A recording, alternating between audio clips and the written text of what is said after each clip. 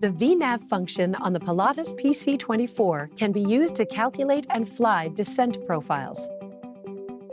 In this video, we'll show you how to use VNAV to comply with crossing restrictions, fly a descend via clearance on a typical star, and use the vertical direct-to feature. For a detailed description of the VNAV rules, refer to the VNAV overview video. In the first scenario, we are at our cruise altitude of flight level 300 en route to the Kino intersection. ATC instructs us to cross 5 miles southeast of Kino at flight level 230. We can use VNAV guidance to perform this descent. In the waypoint list, click on Kino and select Cross from the drop-down menu. In the Cross dialog box, click on Past or Prior to. The default selection is Prior to. Enter 5 miles in the distance field and push Enter. Next, click on Altitude. The selection will default to At. Since we were instructed to cross 5 miles prior to Kino at a hard altitude of flight level 230, we will select At. If we were instructed to cross at or above or at or below, those selections are also available. Enter an altitude of flight level 230, push Enter, and then click on Apply.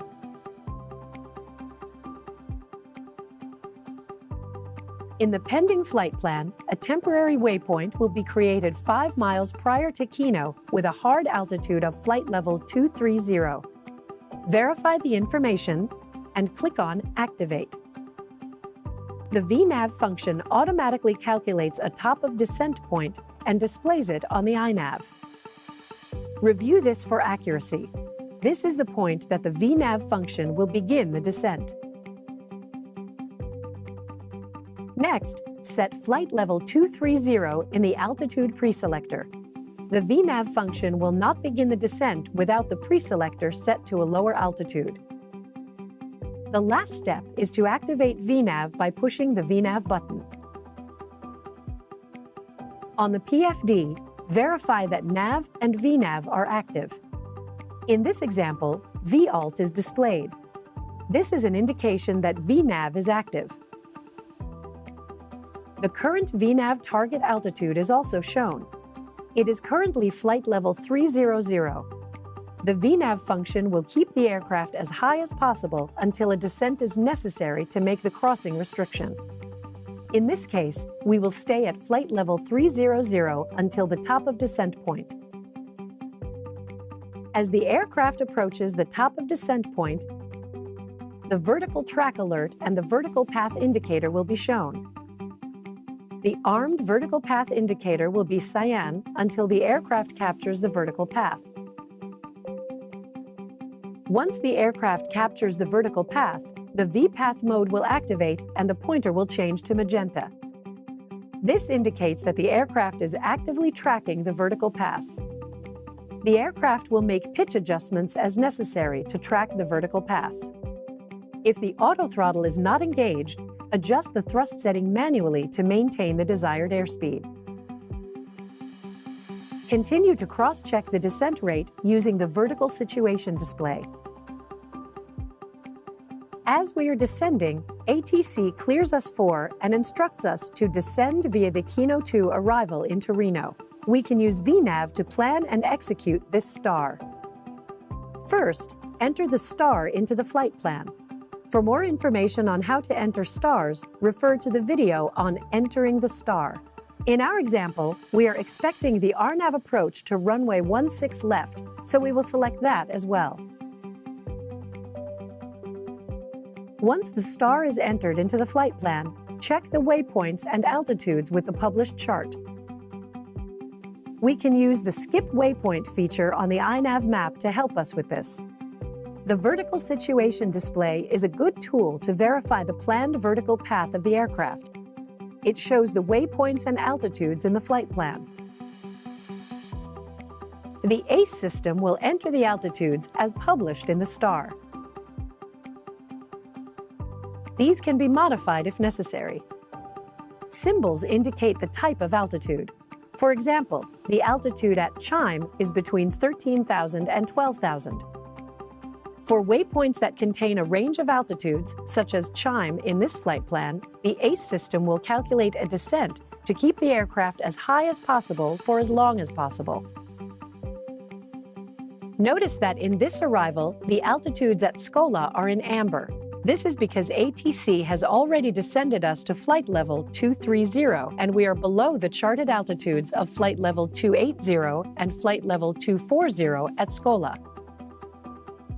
Since it is unlikely we will have to climb back to flight level 240, we need to delete this altitude restriction in the VNAV flight plan to ensure proper VNAV indications.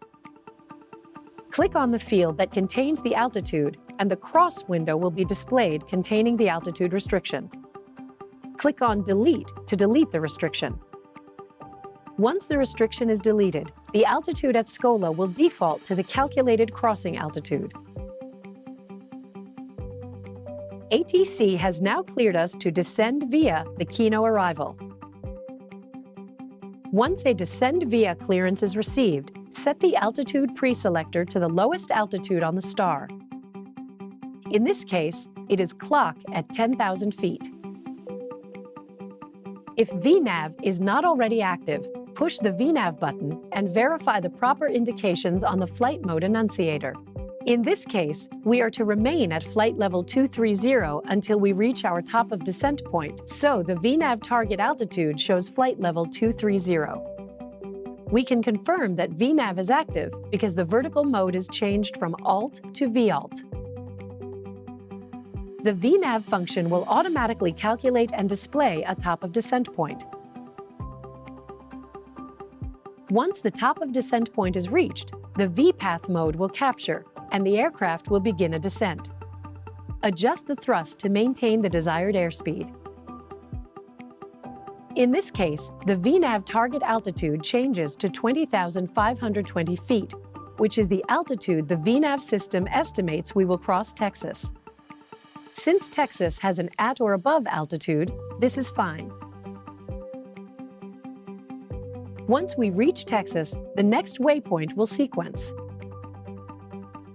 The charted altitude for Hold'em is at or above 16,000 feet, so again, the estimated crossing altitude is shown. The ACE system will continue flying the rest of the star as published until a change is made.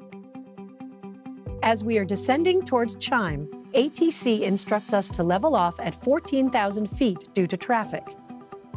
Set 14,000 feet in the altitude pre-selector. Since VPath will not descend past the altitude pre-selector, the aircraft levels at 14,000 feet. After a few moments, the aircraft is above the calculated descent path. Once we are clear of the traffic, ATC re-clears us direct to clock and instructs us to cross clock at 10,000 feet. We can use the vertical direct to function to quickly recalculate and fly a new descent path that crosses clock at 10,000 feet. First, set 10,000 feet in the altitude pre-selector. In the waypoint list, click on Clock. Then from the drop-down menu, select Vertical Direct To. Click on Activate. A new vertical path to clock will be generated. Verify VNAV is still engaged. The aircraft will descend at a rate necessary to cross clock at 10,000 feet.